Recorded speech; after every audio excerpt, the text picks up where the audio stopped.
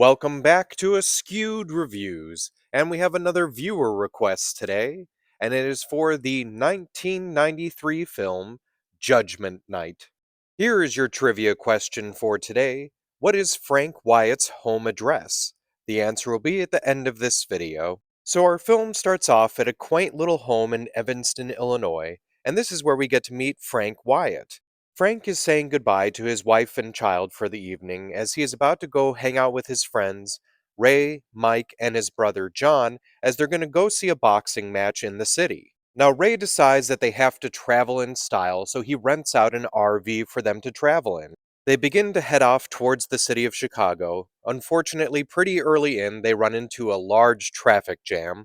Ray has the brilliant idea that instead of taking the highway, they should take some side streets to get to the arena, which unfortunately takes them to a much shadier part of the city. While lost and confused, Ray unfortunately hits someone with the RV.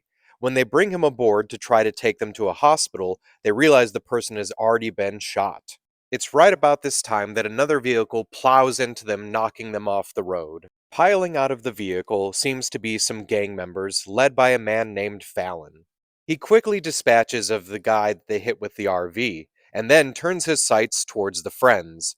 The four of them go running into the night trying to save their lives. Unfortunately, Fallon and his gang seem to be right on their heels. So the real question becomes, will Frank and his friends be able to escape the city alive? This movie was directed by Stephen Hopkins. The original screenplay for the movie was just called Escape. The movie does take place in Chicago, Illinois, and some of it was actually filmed there, but a good portion was also filmed in Los Angeles, California. So, in my own opinion, I think Emilio Estevez did an amazing job in this role. What's funny, though, is he was very far down on the list of actors that they were planning to have try out for the role of Frank Wyatt. In fact, they had even gotten to a point where production needed to start, and with him being the only actor available, he was able to actually negotiate a really good paycheck. Some of the other actors who were up for the role of Frank were Tom Cruise, Christian Slater, and John Travolta. I also think Dennis Leary did an amazing job as Fallon. Some of the other actors up for that role were Kevin Spacey, Ray Liotta, and Samuel L. Jackson. Comedian Adam Carolla was not actually in the movie, but he was a stand-in for one of the bad guys if they needed him. He unfortunately didn't end up in the movie, but this was his first foray into film. One of the members of Fallon's gang was Rhodes, and he was played by Eric Schrody, also known as Everlast, who was a member of the Irish hip-hop group House of Pain. During the filming of the rooftop scene with Fallon and Ray, there was at one point a sound of an unexpected gunshot. The crew ran down to see what it was and saw that it was a 16-year-old kid who had shot and killed another kid for a gang initiation. The army was actually brought in to secure the area for the next day of filming, and after that, production was moved elsewhere. There's a scene in the film where the RV is trying to chase down a cop car in the streets of Chicago, but it was actually filmed in the streets of Los Angeles.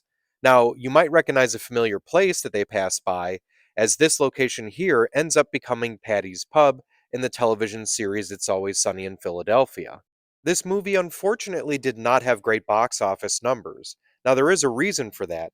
During the opening weekend, there was actually a screening in the Bronx where a shooting happened nearby, and the movie actually got blamed for it. In response, the movie was pulled after only having been out for 2 weeks of distribution, and that's what caused the failure at the box office. The body count for this film is 9. One thief, one homeless man, one main character, 2 security guards, and 4 gang members. So when it comes to the film Judgment Night, I'm actually really glad this one was a suggestion, just because I had surprisingly never seen this one before, and I really liked it. It's a very fun adrenaline rush that I think everyone should check out at some point. I'm going to give this one a 4 out of 5. Now, as for the trivia question from the beginning of this episode, what is Frank Wyatt's home address? So there are actually 2 correct answers for this trivia question. The first one would be 1922 Deadwood Place, and that's clearly shown when you see Frank's license. The other option would have been 1922 Deadwood Drive, as at one point Dennis Leary as Fallon is trying to threaten Frank by telling him he knows where he lives, and unfortunately says the address incorrectly. I hope you enjoyed this episode of Askewed Reviews, and if there's a movie you'd like to see get a review, just mention it in the comments.